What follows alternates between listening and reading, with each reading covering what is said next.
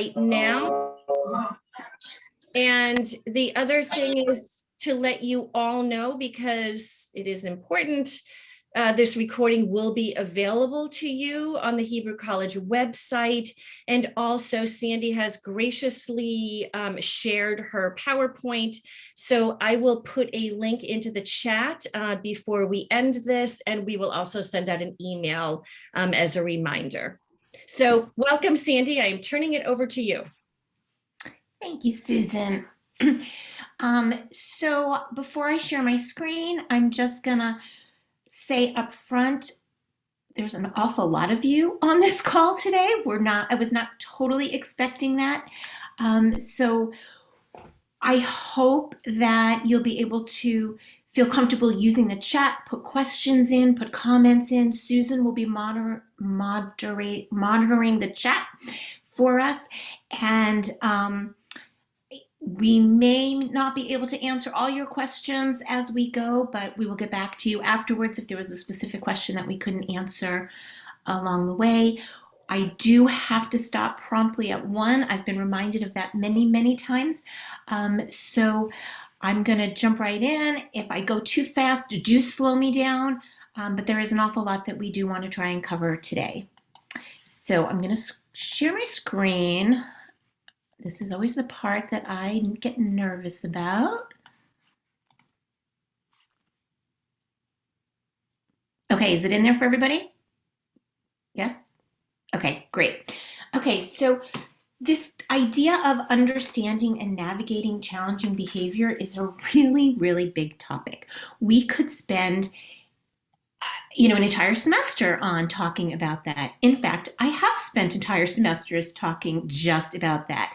So for today, we are focusing specifically on the connection between learning disabilities and behavior. That is what we put in the description, and know that there is so much more that we could cover, and perhaps we can cover that at another time. But for today, as Susan mentioned, I am the Director of Professional Development and Consultation at Gateways. Our mission at Gateways is to provide special education services that will enable children with diverse learning backgrounds to succeed in Jewish educational settings. So for those of you that are with us from the Boston area, I hope that you are working with us already, and if not, please reach out to me after and let's talk about how we can support you. And for those of you that are outside of the Boston area, welcome. We're glad to have you with us today. These are the goals that we have set for ourselves today that are based off of that description that was on the sign up. So again, a very large topic. We are going to narrow it down. I did try to include as much detail and takeaway messages in the PowerPoint, and as Susan, I think she just put the link in the chat, so that will give you a link to the PDF of all of these slides, so you'll have it to take away with you. So what we're going to focus on today is recognizing the signs of learning disabilities and understanding this phrase, social competence. We're going to talk about how learning challenges impact academics and social behavior. And then we're going to end by talking about what teachers can do to create healthy learning environments and develop more positive socialization skills in their students. Okay, so we're going to start with brief introductions. This is our plan that we're going to go through for the rest of the day. There are way too many of us for me to do introductions with everybody. So what I am going to ask you to do, though, is in the chat, can you just let us know your role? Are you a 4th grade teacher? Are you a Hebrew teacher? Are you a director?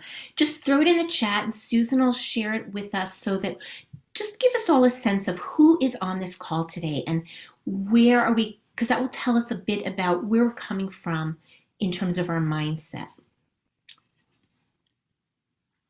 So we have ed director, assistant rabbi, director of religious school, director of education, another director for K through 5, education director and K1 teacher, education and inclusion coordinator, director of education, Another director of a religious school. Ooh, got lots of ed directors here today. Another one, Awesome. another interim director. Oh, I could just keep saying director of education, and youth programming on this one. Another director, fourth and fifth grade Judaics teacher, as well as Hebrew youth educator, engagement associate, director of curriculum learning and inclusion, school administrator, program manager, director of family engagement, ed director, rabbi, teacher, ed Wow. director, another teacher, fourth, fifth, and seventh grade, another teacher in the fifth grade, another teacher to ages 5 to 7, another somebody who supports the school and is a Hebrew teacher, ed director. Should I keep going? Wow. Well, I think what we learned is we're coming from different viewpoints onto this call today. Some of us are here because we are directly responsible for the children in our classrooms, and some of us are here because we're because they are supervising people who are directly responsible, and other people might even be one more step removed. So remembering that we are all coming from different points of view, but we're all here for the same reason. We're all here because we want to make sure that we are providing the best possible experience for the children that come to our schools. So with that being said, here's the first question I want everybody to think about. I'd like you all to think about a teacher or someone else who really supported you. It could be recently, it could be from your own childhood, it could be an observation you've made of someone that you're working with, and what did they do that worked so well for you? Try to get that in your head. One example that I have is actually from my daughter, who along the way had a teacher who realized that for her to do her best work in terms of an assessment, she needed to be in a place where she wasn't visually seeing others doing the same activity. And despite the fact that this was not on an IEP, not anything official, this teacher always gave her the option of working in a different environment when it was time to take a test. And it made the biggest difference in terms of her grades, in terms of her self-esteem. And she learned so much from that experience. And that's a teacher that she still talks about. She's now 22, graduating college, and she remembers that fifth grade teacher who gave her that opportunity. I'm hoping that you're all thinking of something in your heads. If we were a smaller group, we would do some sharing with this. Why am I asking you to think of that person? Because we can't expect the children in our classes who are struggling to change. We as the teachers need to change the environment that they're learning in. That is our jobs, and that is our role, and that's what we're going to talk about today. So hopefully this question got you in the right place to think. We're going to do a very, very quick review of what is a learning disability and what is social competence. So learning disabilities, there's a picture of an umbrella because that is an umbrella term. It includes many different learning challenges.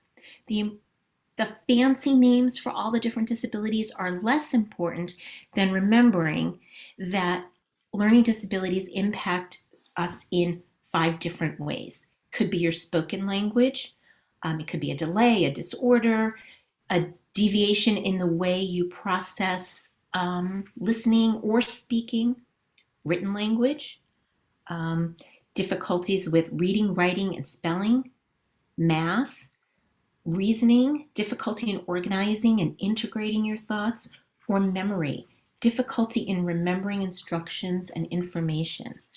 So fancy titles aside, these 5 categories really cover everything we might ask a child to work with and do. So that being said, my next question for you is, oops, too fast. What how does this really come out in our classrooms? What do you see from your students? And I would love you to put some thoughts into the chat really quickly, and Susan can read a few out. When we think about those 5 areas that are impacted by learning disabilities, how will we see that playing out in our supplemental school classrooms? See, resistance to trying new learning, Oh, good one. daydreaming, especially withdrawn. Excellent examples. Acting out, boredom, frustration, and acting out. Attention seeking, right, off topic. How students can participate in group discussions, attempts to derail the class, needed a bathroom break or a Band-Aid. Great examples. And here are some more that I'm going to share with you. Something to think about is none of our students are going to have all of these or all of the examples that you guys started to brainstorm. They may have 1, they may have 2, they may have 5. What one child shows on your classroom may not be what another child shows in your classroom. Something else that's really important for us that are working in supplemental education to remember is we may not know what a child's diagnosis is, because not every parent chooses to share it with us, in which case our observations and what we're noticing about the students working in our classes becomes even more important. And some of our students may not have a diagnosis. There are sometimes what we call areas of weakness or relative weakness. And during the school day, even though it's a weak area, they're getting by. But then when they come to us and we're putting them in a situation where they're exhausted, they've already worked with these weak areas for 6 hours a day, during their day, or we're adding Hebrew into the mix, a second language, and suddenly what presents as a weakness in their public school presents as a more significant challenge for us. And we need to remember that and work with them as if they were coming to us with a diagnosis. Because it's really not about the diagnosis. It's about providing the supports that they're going to need to do well when they're with us. The other thing to remember is even if a child has this diagnosis and we're aware of it and we're prepared to accommodate their disability with reading, if they also have a math challenge and they had math their last period of the day in school, they might be showing up in a really negative place, feeling badly about themselves. Maybe they had a really hard end of their day.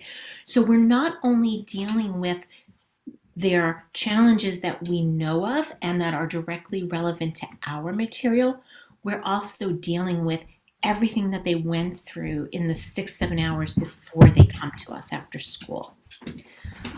Okay, so knowing that, now let's think about what is social competence. We often talk about social skills, and something that's important to realize is that a social skill is one isolated skill. But when we're thinking about children in a classroom, we need them to be able to take more than one social skill and weave it together with other social skills smoothly and integrate them and generalize them to the situation that they're in. That's what we're really looking for in our children. And when they don't have social competence, that's when we see challenges. I'm gonna go lock my dog up for 1 second. Dog, go out. I'm so sorry. He was out and he opened the door. He didn't get the memo. So when you are dealing with a child who is lacking that social competence, let's think about what that's going to look like in our religious school classrooms now. One of the best ways to do this is to think about a child in your school or in your class, either currently or previously. Get a picture of that child in your head. What were the kinds of things that child would do in your classroom that gave you a hint that this area of social competence hadn't yet come together? And again, I am going to ask people to put some thoughts in the chat and for Susan to share them with all of us. What are signs in a religious school classroom, in our supplementary programs, that a child has not yet mastered this social competence that we need them to have? And Stacy started us off very beautifully by pointing out that a lot of these things are exacerbated with COVID. Yes, 100%. Yeah.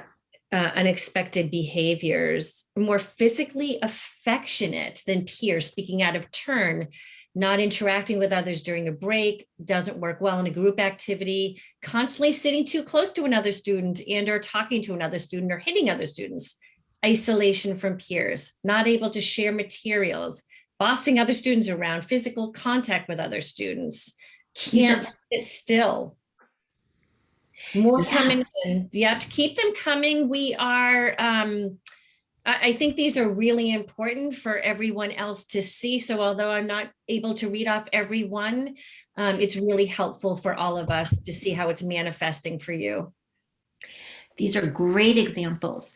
And then when you start to think about how does this impact us in our classrooms, well, you know, we are really working hard in making our supplemental programs engaging and fun. And one of the ways we think about that is experiential learning and projects. We want our students wanting to come back, and yet those exact experiences that we're creating are the ones that are going to highlight all of these behaviors that you're all brainstorming, that many of our students don't have solidly yet. Susan, is there anything that's come up in the chat that I should address or talk about? Yeah, I think they're all valuable. One is standing out to me with Shayna, kids feeling behind, not knowing what we're talking about. Yeah.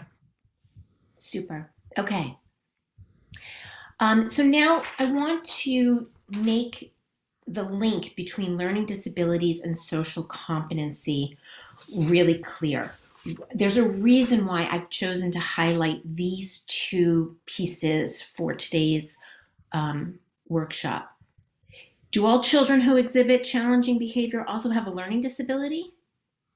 No, but we have a lot of research that is really, really clear that there is a connection, that individuals with learning disabilities tend to be less accepted by their peers.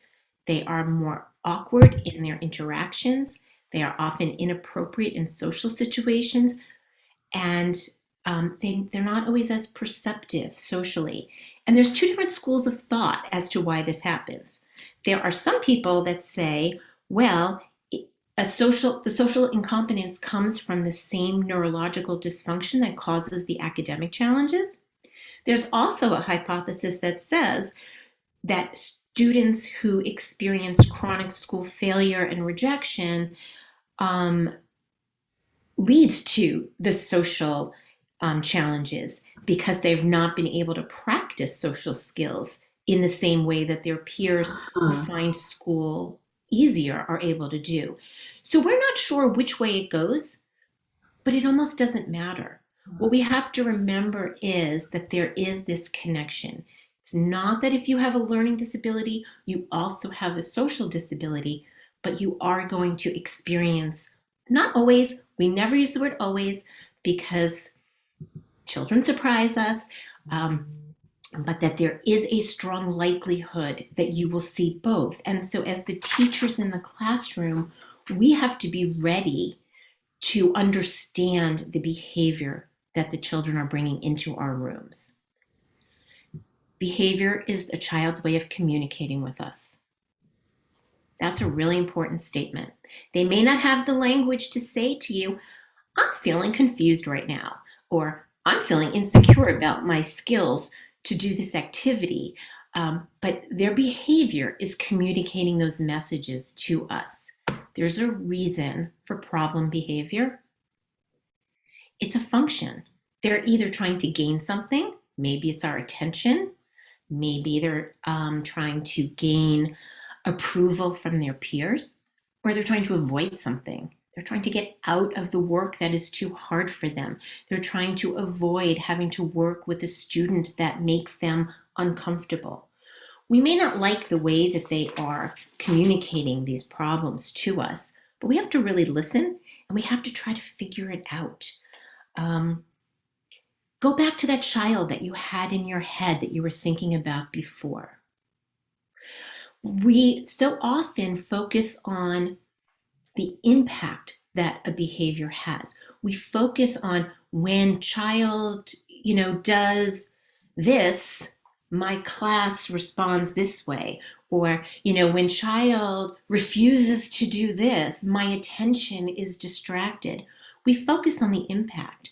But what if you take a step back and try to reframe that behavior as the child is trying to tell you something?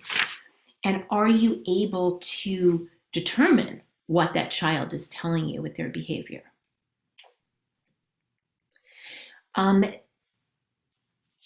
These are a bunch of emotions that we all feel at different times. Our children feel them frequently. When I say our children, because now we're talking about our children with learning challenges and social incompetence. These are very common emotions that they might feel. These emotions will impact performance. And I will give an example. When my father died, I was feeling so many emotions. And the way it came out in my behavior was I appeared very scattered, I appeared very unorganized, and I appeared short-tempered. And I often tell people that if they met me in that 6-month window after my dad died, they would never have hired me as a professional. I was lucky that I was already respected with my colleagues because I certainly wasn't portraying myself as someone with competence. Emotions impact our behavior. Now we're thinking about children who are already challenged in 2 different areas. So what are we going to see from them? Where are we going to see their frustration, their exhaustion, their inability to complete their tasks? We're going to see it in their behavior.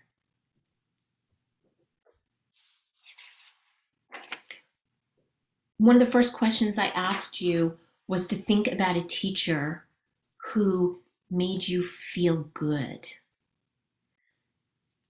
And now I want us to think about what are those things, and I know we're doing this in isolation. And if we were in person in a classroom, we'd be having, and we had more than an hour, we'd be having conversations about this.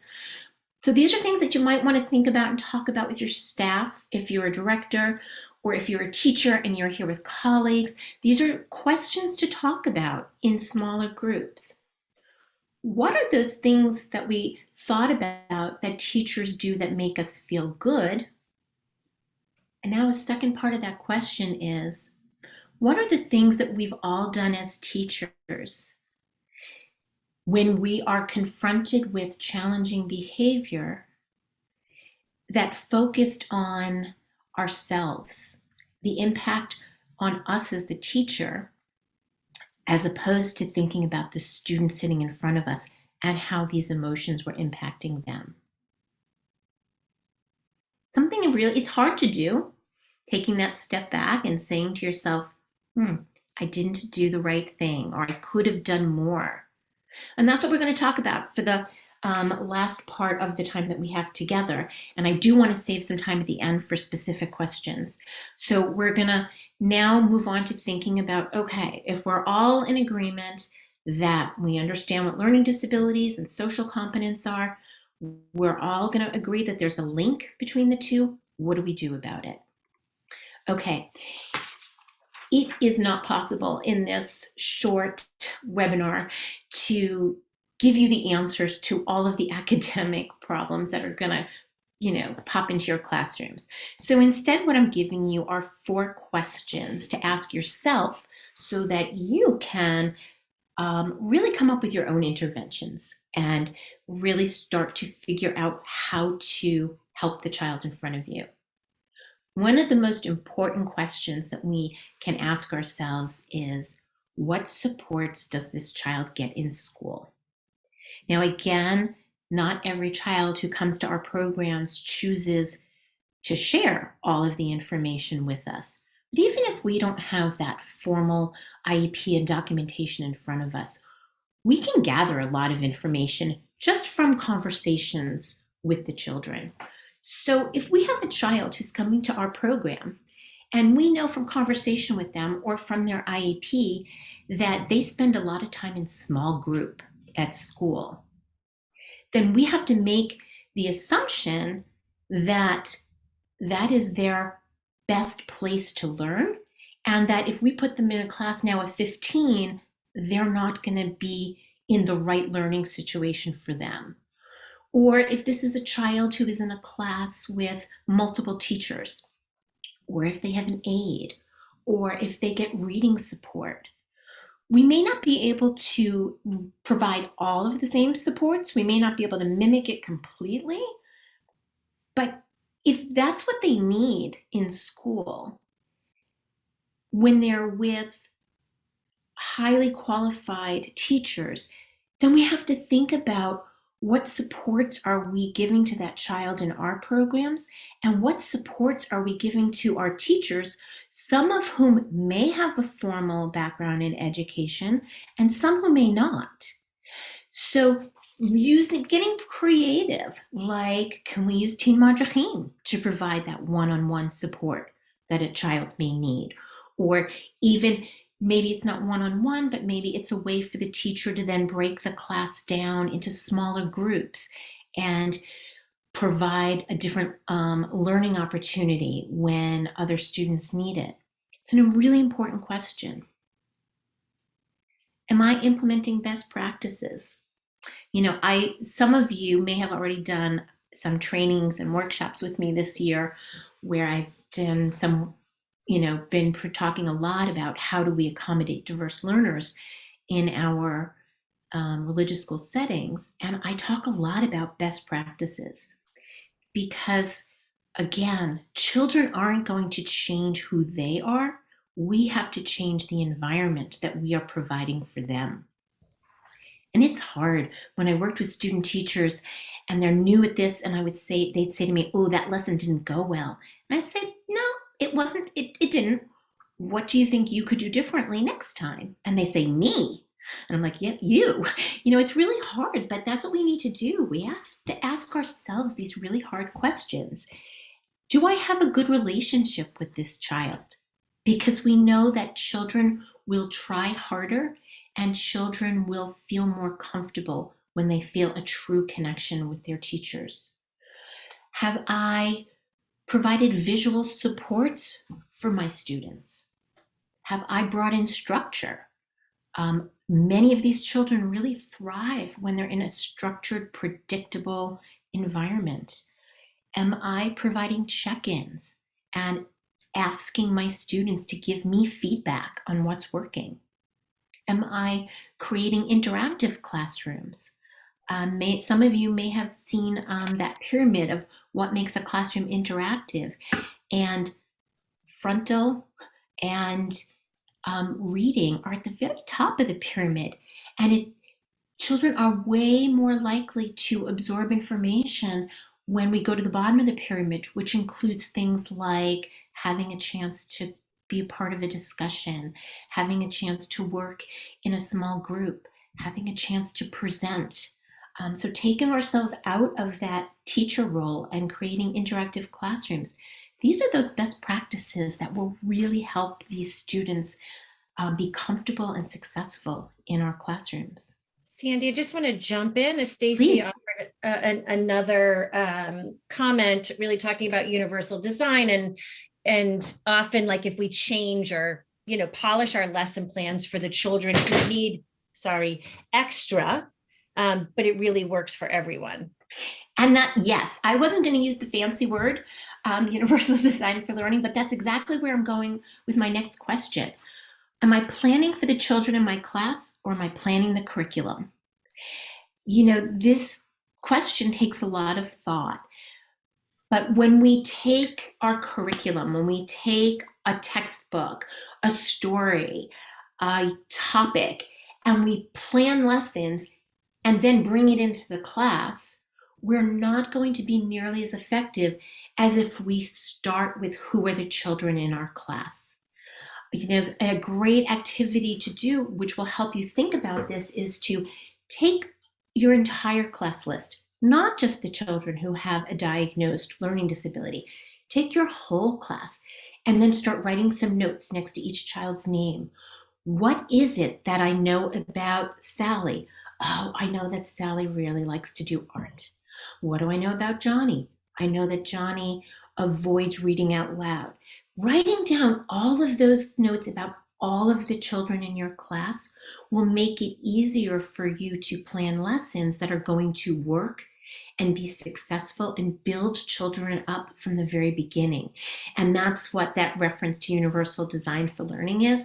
And I'm just, I could do an entire hour just on universal design for learning. So I'm trying to shorten it into one little question.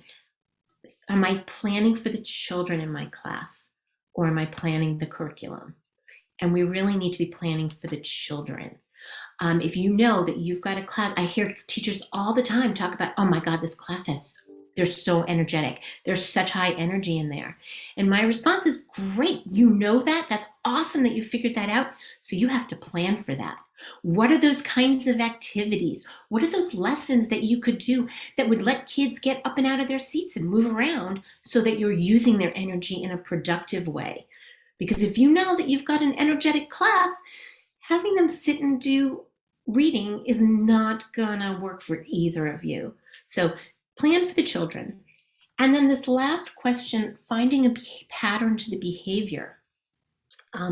This involves really looking carefully at what happens in your class on a regular basis. You may have already picked up on the fact that when Johnny is frustrated, Johnny's going to tell a joke and try to divert attention. Great. When does Johnny tend to do that?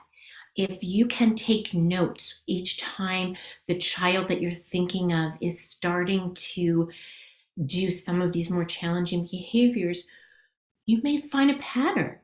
It happens right before the transition to Hebrew. It happens every time Johnny is sitting next to Daniel. It happens every time Johnny is being asked to, or children are reading out loud.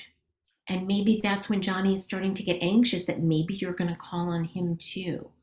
Looking for patterns will help you figure out what the trigger is, and then you can plan for the children in your class and try to avoid that trigger. Before I go on, I do want to ask if anybody's got any questions about these 4 questions.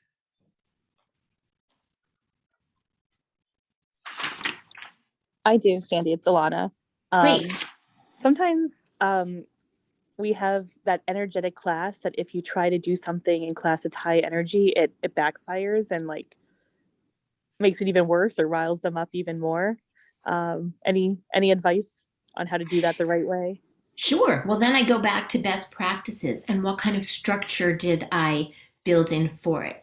Because there's a difference between saying, I have an energetic class, and so I'm gonna let them bop around the classroom, and saying, I have an energetic class. So instead of holding a class discussion, I'm gonna do 4 corners. And so 4 corners is a strategy where you might say, everybody, each corner is assigned a different answer.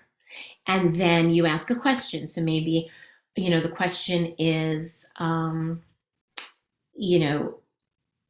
my favorite part about the Passover Seder is, and one corner, could be getting together with family. One corner might be, reciting the 4 questions. One corner might be eating the matzah, and another corner might be cooking with family or something.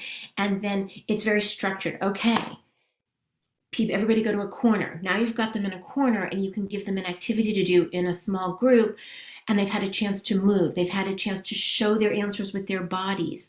Another strategy like that could be a U-shaped discussion.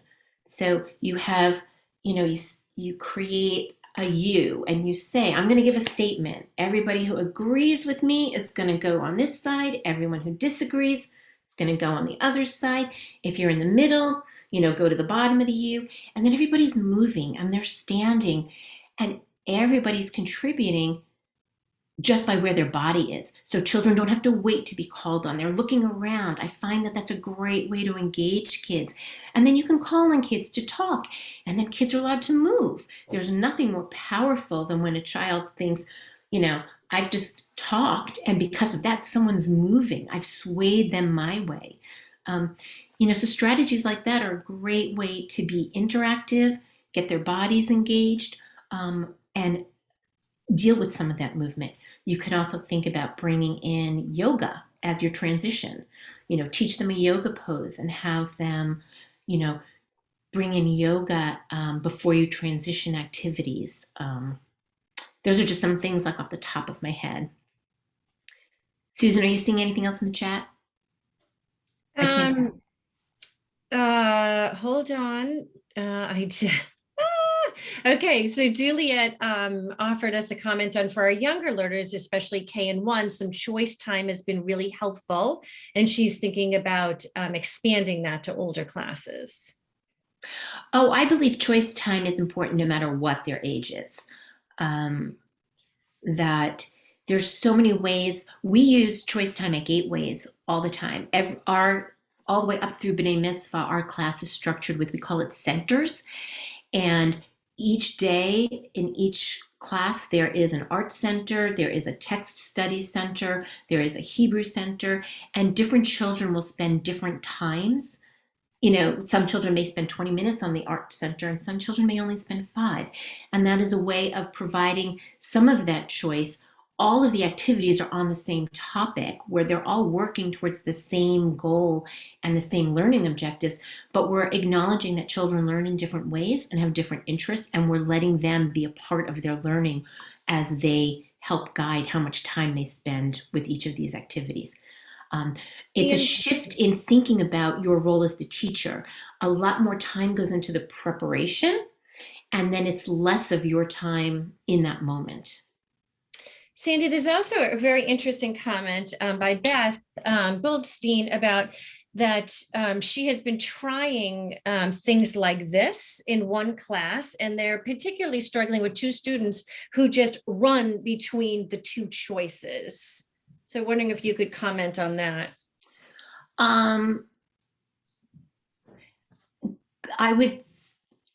Without knowing more details, my first thoughts are, what kind of expectations and ground rules are being taught in connection with it?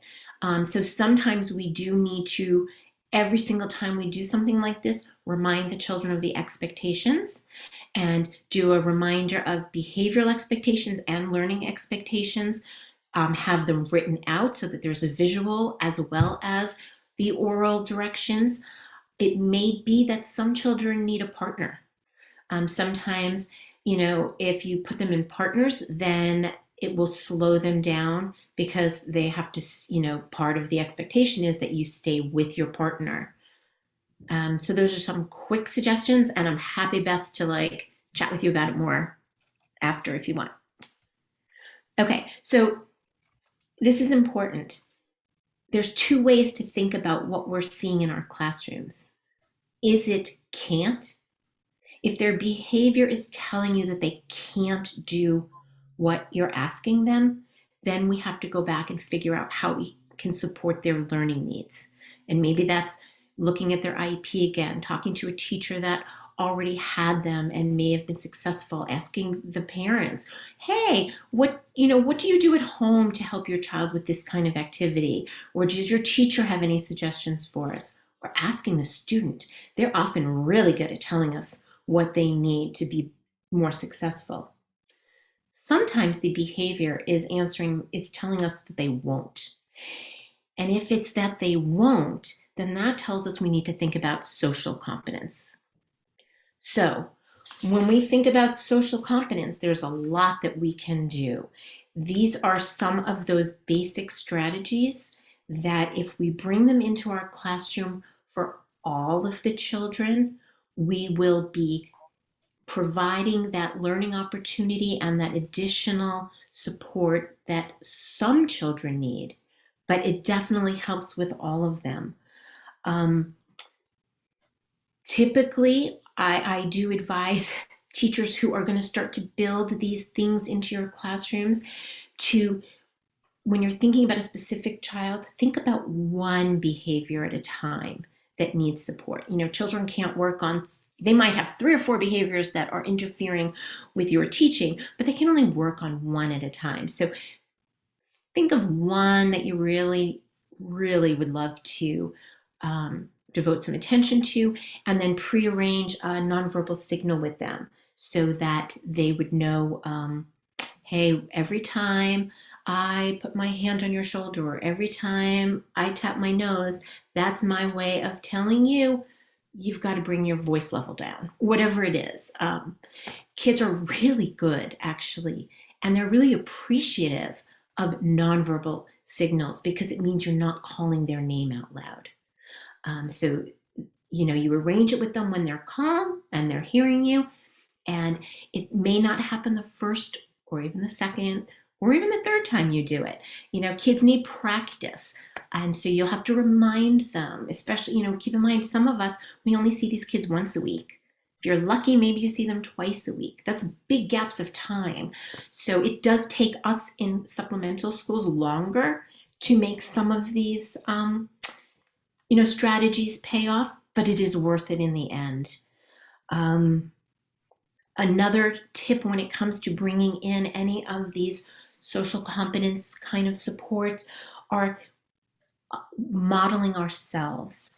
That the more we stand in front of the class and model our own reactions and our own use of these strategies, the more the children will learn from it.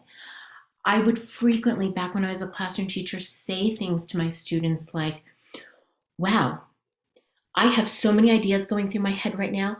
I just need to take a minute and I need to sit and I need to gather my thoughts again. Not only am I then sharing my strategy with my students, but I'm also giving them permission to do the same thing. Susan and I are currently teaching a class on social emotional and spiritual learning. All of those strategies that you find in those SEL curriculums really go a long way in helping develop the social competence in our classrooms, which in turn will help with the behaviors that we see. Providing choices, so I'm so glad someone mentioned that on our last slide because I did include it here as well. Transitions are really hard for these kids, so making them very structured, as easy as possible, and as few as possible. Now, some of it might be out of your control. Sometimes in supplemental programs, we're given schedules and we have, we're told, there's tefillah and there's our Judaics curriculum, and then there's the Hebrew specialist, and there may be a music specialist coming in. But taking a step back and looking at that schedule from the point of view of a child who is having either learning or social challenges, and seeing what we can do to reduce some of that, making them predictable, giving them strategies. And then the last one I put on here, which is so important to me, is being aware of our invisible students. We're always thinking about the students who are loud, that we can't avoid. They're in our face. They're telling jokes. They're popping out of their chair. What about the students who withdraw? The students who, because of expressive language challenges, might just sit there, kind of pull into themselves. Sometimes we're so relieved to have a student that's not creating a challenge in our classrooms that we're missing, that they're needing us just as much as some of our other students. So if we can just remember those students as well.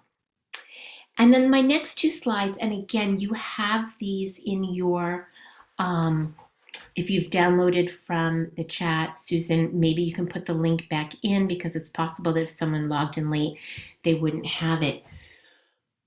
We can prepare for our students.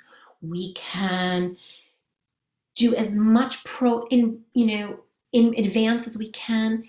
And then the bottom line is there are still going to be things that come up that we have to respond to in the moment.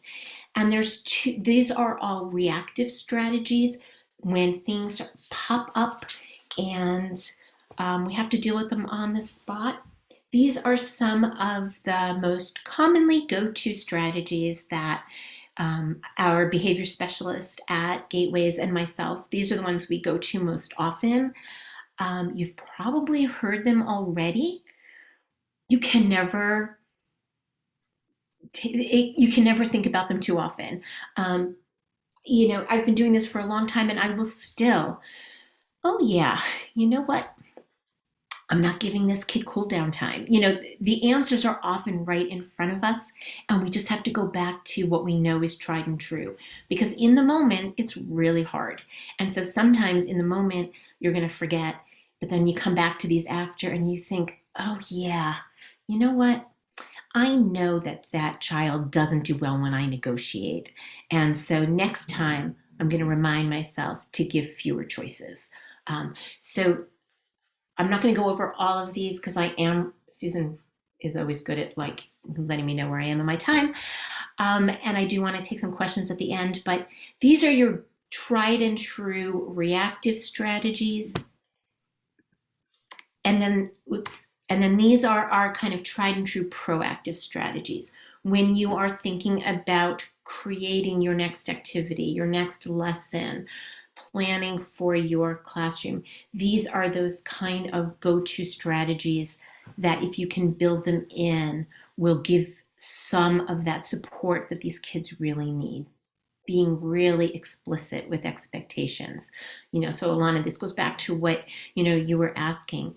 They're not going to remember from one class to the next what your expectations are. In between you sharing your expectations, the previous class, they've been in school. They've had dance class or baseball practice. Every adult, every class they take, every situation they're in has a different set of expectations. Even within our own schools, the expectation for the Hebrew teacher might be different than the expectation for their Judaic studies teacher, which might be different from the expectation of whoever is leading tefillah, and different expectations when the music person comes in with a guitar. And it is really hard for kids to keep all of that organized. So being explicit, giving it to them in a visual, previewing, modeling, remembering who was out the week before, and giving them those cues that they need to catch up, being as consistent as we can, warnings about transitions, bringing in different modalities, giving it in writing, giving it verbally, giving it a model, providing different opportunities to engage with the material. Some of our kids are going to like art, some of our kids are going to hate art. How can you create activities that allow both mindsets to be comfortable and engage? Checking in for understanding. This goes back to best practices. It's really important that we don't just check in at the end of a unit, but we check in at the end of each day, that we check in at the end of an activity, knowing what our kids know. Praise and encouragement go a really long way. Can you remind Anna, and I'll just tell you, I think the Charles OT is coming this afternoon. The same, I quoted Rick Lavoie earlier on, his was the definition of social competence that I used. He gave one of the quotes that I hold on to and remind myself of most frequently in my teaching career. He said to me over 30 years ago, it's not a matter of if students would try harder, they would do better. It's really if students would do better, they would try harder. We can't underestimate how important it is to find genuine reasons to praise and encourage our students. That almost single-handedly will be the most important thing that you can do. Thinking about reframing our comments positively. Kids are always being told what they're doing wrong. Let's give it a little bit of a positive twist and give them something to do correctly. Not don't do this, but could you please do that? And again, none of these are going to work with all of your children all of the time, but these ideas are a really good place to start from. Sorry. And then this is just a little thought that I really like that I want to leave you with. If a child doesn't know how to read, we teach them. If a child doesn't know how to swim, we teach. If a child doesn't know how to multiply, we teach. If a child doesn't know how to drive, we teach. If a child doesn't know how to behave, we teach, or do we punish? Why can't we finish the last sentence as automatically as we do the others? It's a shifting our mindset into recognizing that behavior is something we need to teach, and we need to do our parts to set the children up to be able to communicate with us in a way that is not disruptive to our classes and will help us help them so that they can learn. For those of you that don't know me, or this is your first time coming in contact with Gateways, this is my email. Please feel free to reach out to me. And I'm pretty sure Hebrew College will do some follow-up with you and perhaps send out these slides for anyone who for some reason didn't get them today. I'm going to stop sharing. And I did it with 5 minutes, Susan, which is better than you guys thought I was going to do. I have a couple of questions in the chat, which are really interesting questions. Do we have time to address those for a minute? We do. Awesome. Okay. So this is thinking back to sort of our social intelligence. So what do you do when students exhibit behaviors in religious school that they don't exhibit anywhere else, and their families don't have strategies since the behaviors are unique to the religious school settings? I love that question. And I think it's very realistic that that happens. And it goes back to this idea that when we get the kids, we're not getting them at their best. We're getting them when they're already tired. So the reason we might see behaviors is because we're taxing them either at a time of day or on areas that they're not being taxed on in school. So it comes back to looking at what are we doing? Are we seeing these behaviors because they're not capable of doing the work? So I would take a look at, what am I asking of them? Is it that the Hebrew is too challenging? Is it that they don't have the background knowledge in some of the Judaic areas that are coming up? So for example, if this child has come to us in 4th grade, and this is their first experience in a formal Jewish education setting, and we're jumping in with vocabulary that they're not aware of. If we're using terms like tefillah and mitzvot, and they don't even know what those are, or are we referring to stories in the Bible that they don't know, because we think that they should know it? So part of the way that I would go about that is trying to figure out, why are we seeing these behaviors? Is there an academic reason to it? And if there's no academic reason, well, then we go to the social end. And what could be going on there? Is there a social dynamic in the class that is challenging for the child?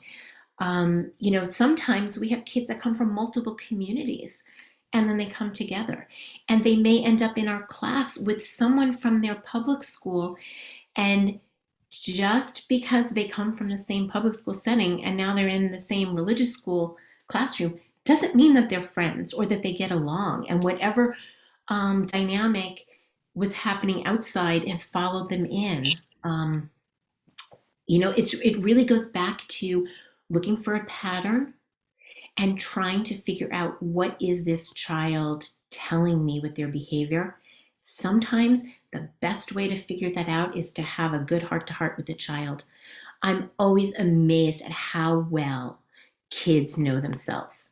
We had a child in our Gateways program this year who on the second day said, "You're missing something." And we're like, "What are we missing?" She wrote out the zones of regulation on a piece of paper and tacked it on the wall. And she goes, "I need this." You know, they know what they need, and they may be the best answer as to why are you seeing a behavior. And then once you know why you're seeing it, it's a lot easier to figure out what to do for it. It's just about 12. Oh, it is 12:59. So there are other questions in the chat, and I apologize that we can't get to everyone, but I want to encourage everybody. I put the link in a little while ago that you can reach out to Sandy and to really check out Gateways, their website as well. They are just a wealth of information and services. So I encourage you to do that. So in our last 30 seconds, I just want to say thank you, thank you, thank you, Sandy Gold. Always a pleasure. And just to reiterate, the recording, we will send you the link. It's going to be uploaded. You're going to have to give us probably to the beginning of next week on our website. As well as we'll send out an email with the slides. I had a request for the chat. We will give you all of that. And I also want to invite you to next month's workshop with Dr. Allison Cook and Cant, which many of you may know from Pedagogy of Partnership. And they're going to be exploring the Chavruta experience, this experience of partnership in learning. And it's going to be amazing. I've learned from them. They're just phenomenal. I will be there. It's on March 22nd from 12 to 1. So again, thank you. It was such a pleasure. Thank you for taking the time out of your day, because this is really, really important. And we heard you about the universal design, we will keep you updated. Thank you all. Thank you very much. Thank you.